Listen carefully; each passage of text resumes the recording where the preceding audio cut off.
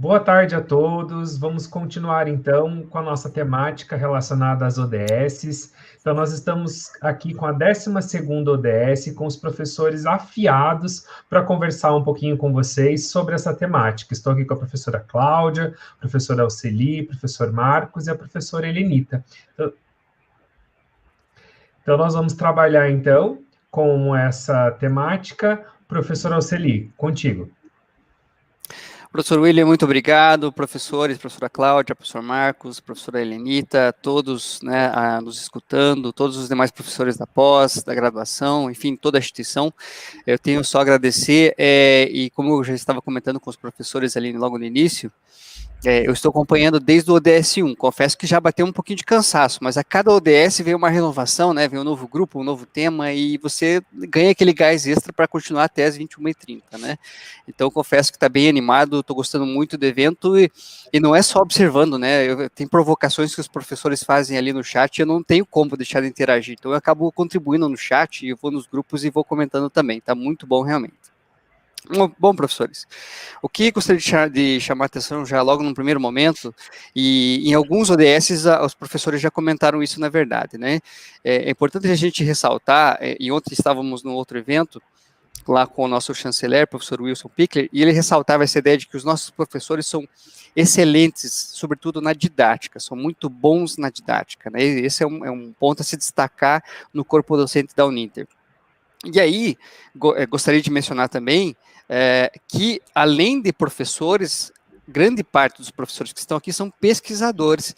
Então, associar essa ideia de que o quanto o bom é o ensino tem muito a ver com a pesquisa, o quanto que os professores continuam se atualizando por meio das suas pesquisas, né?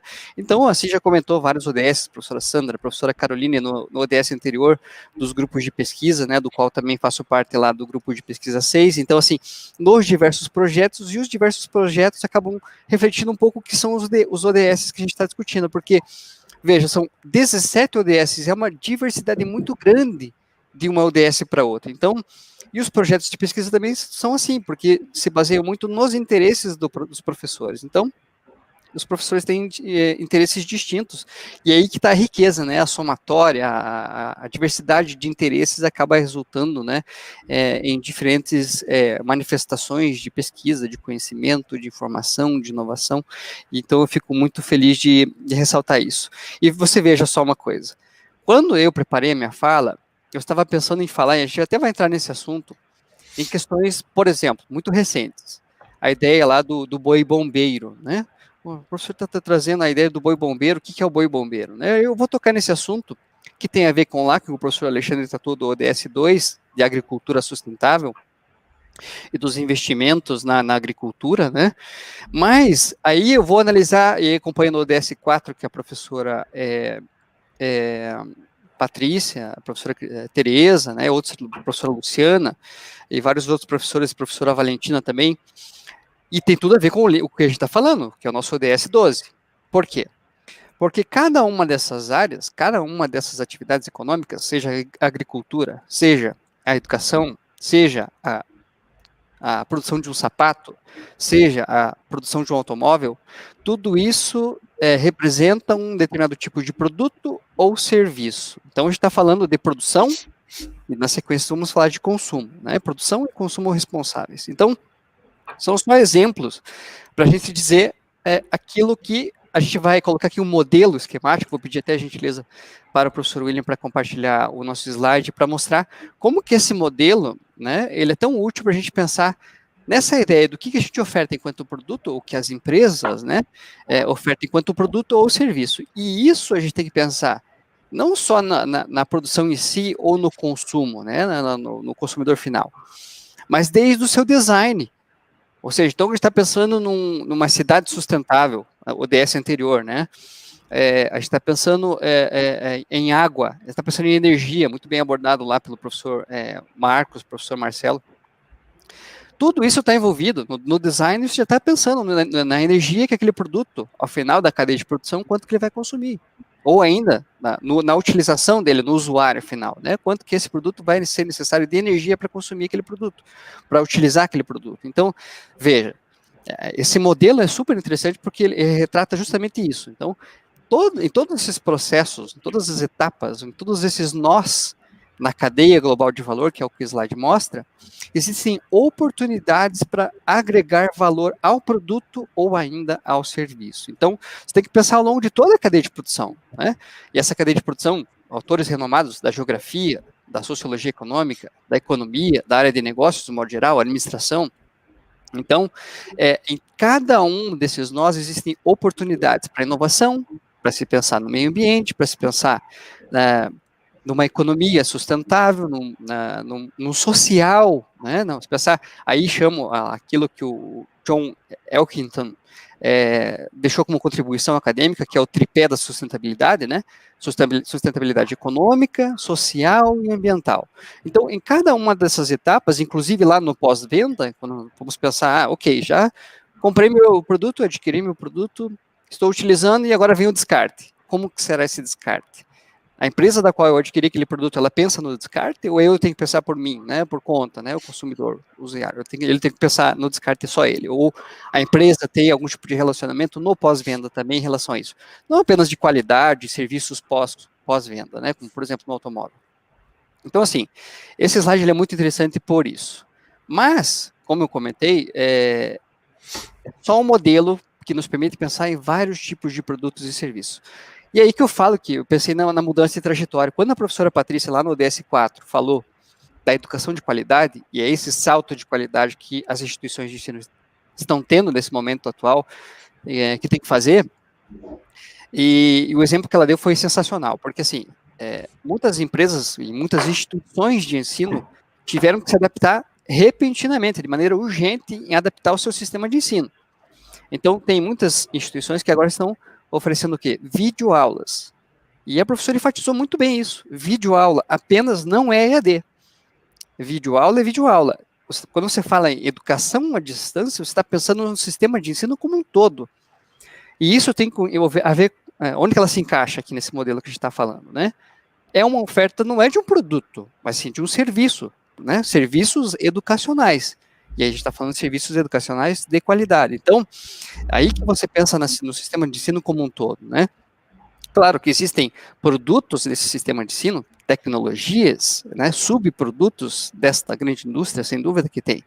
Mas, se pensar nesse salto de qualidade, aí eu pensei, puxa, olha só como esse modelo que nós temos aí, ele se adapta muito bem para várias outras questões.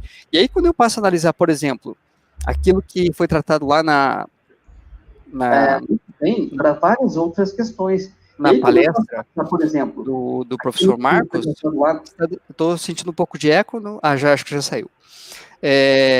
Então, quando eu vejo lá a palestra sobre energia, e a gente fala, né, o professor Marcos Proença falou assim, para você ter inovação, você tem que pensar na energia, e aqui é o que a gente está fazendo agora. Então, por exemplo, quando a gente fala dos sistemas de ensino na educação, e hoje cada vez mais contando com a tecnologia, para você utilizar essa tecnologia, plataformas virtuais, como a gente está tendo agora por meio dessa maratona, você precisa, em primeiro momento, ter energia. Veja como é um sistema fechado, ele é aberto de certa maneira, mas ele é fechado no sentido de que, para eu ter o uso da tecnologia, eu preciso de energia. E aí, a nossa energia, ela é, no Brasil, sobretudo, né, significativamente baseada em energia, a matriz energética hidráulica. Então, assim, a gente pensa na água, outro ODS que foi tratado. Então, você vai falando, puxa, mas todos os ODS aí que eu falo, essa visão sistêmica das coisas, né? Então, e aí você passa a ver, assim, como que a grande quantidade de ODS que está sendo tratado hoje, eles estão relacionados, há uma interseção muito forte entre esses ODS. Mas, enfim, não quero roubar muito a palavra, mas o último ponto, né, que eu gostaria de tocar, ainda em relação a isso, quando eu falo lá do John Elkington, do tripé da sustentabilidade econômica, social e ambiental, chama atenção para um relatório muito recente que saiu agora, no segundo semestre de 2020, da UNIDO, né, as Nações Unidas para o Desenvolvimento Industrial, que fala, né, tem lá uma hierarquia, que vai colocar o Brasil numa hierarquia de 43 países, o Brasil está em 26º, devido ao retrocesso, de certa maneira, porque o Brasil não está conseguindo se adaptar a essa fase nova na pandemia. Isso tende a piorar na visão de alguns economistas que estão fazendo análises em relação a essa estatística que saiu lá das Nações Unidas, que dois processos são muito importantes que a partir de agora. Um deles é a indústria 4.0, a automação. E o Brasil está ficando atrás nesse sentido, e é a automação que vai fazer com que haja uma volta ao crescimento econômico, outro tema que foi abordado anteriormente no ODS, né, o crescimento econômico. Esse crescimento econômico vai ser retomado, vai voltar muito, né, ou graças a investimento em tecnologia e indústria 4.0. Então, nosso país tem que ficar muito atento a essa questão da automação, e inclusive essa automação, veja só, esse investimento em tecnologia e automação é que está permitindo uma grande margem de lucro para algumas empresas nesse momento, sobretudo em países desenvolvidos. E essa grande margem de lucro, investimento em tecnologia e rentabilidade das empresas está permitindo, olha só, a questão social e ambiental, né, envolvendo esse tripé da sustentabilidade. Esse lucro excedente que está sendo gerado pela automação da indústria 4.0 é que está permitindo o segundo fenômeno, o segundo processo, não só a indústria 4.0, que é o segundo processo, o reshoring, né, reshoring, que é o quê? Nós tínhamos no passado o offshoring. Empresas capitalistas, né, de países desenvolvidos tinham a sua produção, ou migraram a sua produção para países em desenvolvimento ou países emergentes. Então, por quê? Porque o custo a mão de obra era mais barata. Mas o que está acontecendo agora, e é esse fenômeno que está sendo analisado, é o reshoring, ou seja, a volta do trabalho e do emprego para países capitalistas desenvolvidos. E por que isso está acontecendo? Porque a margem de lucro e investimento em tecnologia e automação está permitindo contratar trabalhadores mais caros em países desenvolvidos. E isso tem uma pegada muito com o social e valorização das empresas para as pessoas que lá vivem. Então, assim, isso deixa uma mensagem para a gente sobre produção e consumo responsáveis, sobretudo nessa pegada social, que eu acho que, assim, dá muito pano para manga mesmo. Não sei o que os professores pensam, mas, assim, isso para mim foi uma revelação. Eu falei, tá aí, é isso aí mesmo. E com toda esse consumo, né, que você comentou, vem a obsolescência, e você também comentou sobre o que fazer com isso, né? Será que somos nós, consumidores, que somos responsáveis, né, pelo que vai sobrar aí na natureza, ou será que as empresas vão se responsabilizar? Então, nós temos a obsolescência de produto, assim, muito, e os estudos informam, né, tende a aumentar muito esse resíduo na natureza. E entendendo que a obsolescência, ela tem uma veia muito, muito rápida, vamos dizer assim, né? Que o produto hoje você compra, amanhã você já não tem, o seu produto já está obsoleto, né? Ou melhor, tem um produto mais moderno no mercado. E isso é importante a gente colocar, eu acredito, porque o produto vai gerar muito, muito resíduo no nosso ambiente. São resíduos tecnológicos, são resíduos, né, provenientes de equipamentos diversos, não é só de celular, de computador, é de geladeira, de várias outras coisas, né? Então, hoje nós temos o consumidor consciente, é aquele que sabe que é agente de transformação da sociedade e também do meio ambiente. Ele é a pessoa que, pelo seu consumo, faz a diferença, e também o ambiente para o bem ou para o mal, né? Se ele tiver consciência, se eu, como consumidora, tenho consciência, eu vou buscar algumas informações sobre o meu produto, né?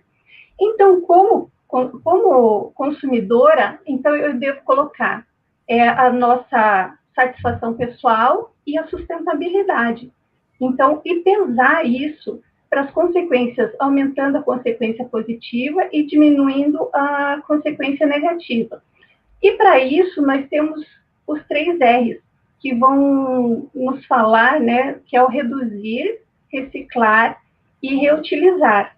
Então, e o consumidor consciente, ele tem isso já bem depurado. E isso vai vir da educação, que falou lá a Valentina, a professora Carla, até o reitor falou sobre isso, né? Então, isso, o consumidor tem que ser educado mesmo, né? E eu acredito que a professora Cláudia, o professor Marcos também vão falar um pouquinho mais sobre isso. Então, o consumidor consciente, ele não só quer um produto de qualidade, ele quer saber do caminho que esse produto percorreu. Ele quer saber da matéria-prima, ele quer saber se teve trabalho escravo ou similar. Então, assim, ele quer saber tudo sobre esse produto antes de comprar, vamos dizer assim. E, por outro lado, nós já temos empresas também preocupadas. E ele só busca empresas que estão preocupadas com a sustentabilidade. E as empresas também já estão olhando isso e querem atender essa demanda. Aí, outro dia, eu vi um comercial que falava sobre um perfume bem antigo, mas a proposta da embalagem é nova, é utilizar na embalagem, usar lixo retirado do oceano. Então, é uma proposta bem interessante. E, por outro lado, tem um botãozinho que a gente pode clicar lá e saber o impacto positivo desse produto. Então, e como consumidor, eu acredito que a gente precisa saber desse caminho todo do produto, né? Eu também tenho uma falinha aqui sobre a indústria da moda. Então, a indústria da moda, já que a gente está falando sobre consumo, né? A indústria da moda é a segunda mais poluente, de 8% a 10% da emissão de gases estufa. Também é o segundo setor da economia no consumo de água. E também nós temos a fibra sintética, que vem do petróleo, para ela demorar uns 200 anos para se decompor na natureza. Nós temos algumas ações da indústria da moda que estão buscando diminuir esse impacto negativo, né? Nós tivemos um desfile em julho agora, com a coleção Primavera-Verão masculina, e nós tivemos um desfile, foi utilizado, foi reaproveitado materiais de coleções anteriores. Então, já é um começo, né? E, por outro lado, acho que todo mundo viu, ou uma grande maioria viu, dia 29 de setembro, agora, na Semana da Moda de Paris, uma das marcas fez um desfile presencial e lá teve uma manifestante que entrou nesse desfile e abriu um cartaz dizendo que somos todos vítimas da moda. Então, como consumidora, eu acredito que nós precisamos, ou como consumidores, nós precisamos, então, colocar na balança, né, o equilíbrio entre a nossa satisfação pessoal e a sustentabilidade. E como empresa, a inovação e a sustentabilidade andarem juntos.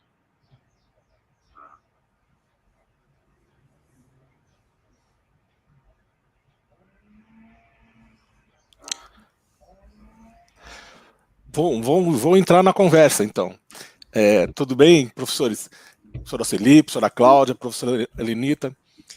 Me permitam, né, trazer para a conversa o papel que estamos desejando, né, que a educação realize nesse momento, né, para que a gente possa ter, de fato, objetivos para o desenvolvimento sustentável, né, em nossa sociedade. Penso que, né, ações, né, já sinalizadas, né, pelo Ministério do Meio Ambiente vêm sendo efetivadas desde a Agenda 21, a partir de 2008, também com ações mais efetivas pelo Ministério, né, e em 2015 nós temos, né, na ONU a efetivação dos Objetivos para o Desenvolvimento Sustentável. Com relação a essas ações, a esses objetivos, boa parte das observações que seriam realizadas para o consumo e produção sustentáveis, né, passam também a fazer parte da rotina das escolas, dos professores, né? Não só da educação básica, mas também no ensino superior. Vou trabalhar aqui com vocês algumas ideias que são trabalhadas nas escolas, principalmente no espaço do ensino fundamental, para que efetivamente possa haver uma compreensão de quais seriam ações, né, que poderiam ser tomadas pelos alunos em relação à sua comunidade, favorecendo realmente o consumo e a produção sustentável. Parece uma pequena ação, mas na verdade ela é uma ação efetiva. Quando se pensa em consumo, pensamos também na alimentação. A alimentação em relação às crianças, ela deve ser uma alimentação efetiva, e na verdade, quando você busca essa alimentação, né, você terá, né, escolhas. Faremos escolhas de quais serão os alimentos que farão parte da mesa, né, digamos assim, do refeitório das nossas crianças, que frequentam a educação básica, o ensino fundamental principalmente, e que recebem alimentação do governo, né, diariamente. Essas ações são importantes não só para manter essas crianças alimentadas, mas alimentadas com um valor nutricional fundamental para elas. Quando essas ações, né, de alimentação chegam até as escolas e os nossos professoras, né, conversam, dialogam com as crianças, mostrando quais são os alimentos, quais os valores nutricionais desses alimentos, ações que são possíveis de serem efetivadas, fazem com que as crianças aprendam essa relação, né, no dia a dia, e conseguem levar para as suas casas, né, também essas informações, favorecendo, né, com que haja uma conscientização maior por conta, né, dos seus pais, dos seus familiares, em relação a esse tipo de alimentação. É uma vertente um pouco diferenciada, ligada ao que já estamos conversando, mas, como disse o professor Alceli, né, elas todas estão interligadas. Essas ações que são realizadas não parecem serem ações que são únicas e para um determinado momento. Elas acabam se entrelaçando, né, e não só ações realizadas pelas empresas, mas também pelas escolas, vão favorecer, né, a compreensão, a efetivação de uma modificação, de uma forma de pensar em relação à alimentação, né. Estamos também, né, ouvindo, né, a todo momento falar que existe, né, uma sobra muito grande de alimentação, né, em nosso país, mas não só no nosso país, no mundo todo. E que esses alimentos, eles não são reaproveitados. Então, é importante que, né, ações voltadas ao consumo sustentável, né, e uma melhor utilização desses alimentos que são produzidos passem a fazer parte do dia a dia das nossas crianças, para que elas também, né, aprendam e levem esse aprendizado para seus familiares, com certeza ele chegará também à nossa sociedade. Acho que vou deixar a palavra para a professora Cláudia, depois retomamos. Boa tarde a todos os participantes, professores, é uma honra estar aqui com vocês. Bom, todas essas ODS é uma iniciativa maravilhosa. Essa maratona de hoje vem num momento muito importante para o mundo, né? No meio dessa pandemia. Eu acredito que todas essas reflexões nos moverão para propor algo diferenciado que o planeta urge, né? O planeta pede, não só em termos econômicos, sociais, ambientais. Fazendo um alinhavo do que os meus colegas falaram antes, né, se é que é possível, e desculpem a pretensão, caros professores, mas quando nós falamos sobre produção e consumo responsável, o professor Alceli trouxe a questão da cadeia global de valor. A professora Helenita trouxe algo espetacular, que é essa preocupação mesmo do meu papel como consumidor, né? Como é isso, eu consumir moda com essa voracidade, o impacto que a indústria da moda hoje traz para o meio ambiente, né? E aí o professor Marcos trazendo esse aspecto da educação, que é o meu objeto de pesquisa. A minha tese de doutorado, eu falo sobre educação para sustentabilidade ou educação ambiental, que acaba sendo a mesma coisa, e eu alinhavei essa possibilidade dentro da minha tese de que, assim, é muito lindo todos esses discursos, né? Todas essas coisas são muito impactantes, elas precisam acontecer, as ODSs, todas essas iniciativas de governos, de empresas privadas, de instituições de ensino como a nossa, mas, como educadora também, eu imagino que, sem uma educação ambiental que comece lá na pré-escola e que venha até a pós-graduação efetiva, conscientizando esse cidadão, não estou falando nem consumidor agora, né? Porque eu acho que a pandemia trouxe aí alguns véus que caíram e nós precisamos perceber a nossa atuação como cidadão, né? Então, desde o momento que eu escolho, por exemplo, eu tenho uma vendinha aqui na frente da minha casa que eles vendem uma mercearia, frutas e legumes e tal. E eu nunca dei muita bola, porque nessa correria do dia a dia, ia no supermercado, comprava as coisas e me considerava satisfeita por isso. Quando começou a pandemia e eu vi que eles começaram a minguar no seu movimento, eu refleti, eu falei, gente, para que eu vou lá no mercado tal, se eu tenho uma mercearia aqui na minha frente? Eu preciso contribuir para que ele não feche as portas, né? Eu preciso começar a consumir no restaurante aqui do meu bairro. Já tem pesquisas que os restaurantes dos centros das cidades estão amínguas, isso é um movimento mundial, não é só nas grandes capitais, né? E os restaurantes dos bairros estão se movimentando. Então, o que é essa educação ambiental? Eu estou aqui falando e controlando o tempo, cuidando. Um olho no peixe, outro no gato aqui, porque eu fiquei por último, eu tenho que dar conta do conteúdo e aí fechar tudo.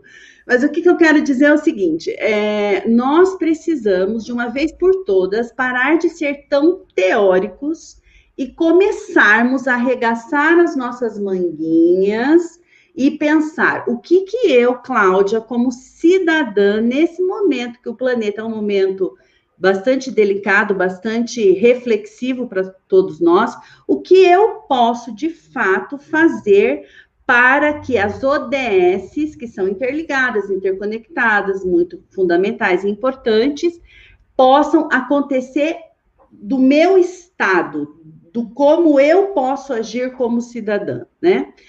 Voltando à questão da educação, sem uma educação, que inclusive não precisa ser só das instituições de ensino, independente de qual nível essa educação seja, mas se ela não acontecer, inclusive nas empresas, por meio de uma logística reversa, por meio de tantas outras questões que nós vimos durante as palestras e viremos até quase 22 horas de hoje, sem uma ação concreta e sem a minha consciência, eu pego carona de novo na fala da professora Helenita, fica muito teórico. Então, acho que nós precisamos, e a pandemia está aí para nos impulsionar, se não obrigar a refletir, qual é o planeta que eu estou utilizando, qual é o planeta que eu estou cuidando e qual é o planeta que eu deixarei para os meus filhos e netos de verdade, né? Não mais só naquela história de que desenvolvimento sustentável, tripés, mas sim entender, mas colocar em prática isso. Então, por que não começar a consumir?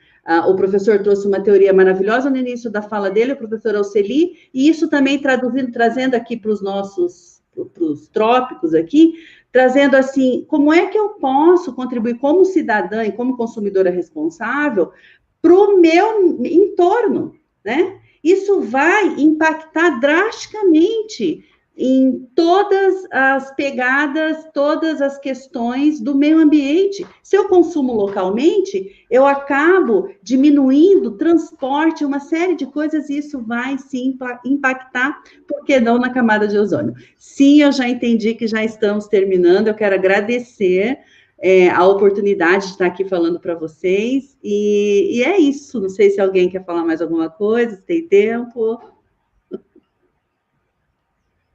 Não estou te ouvindo, professor.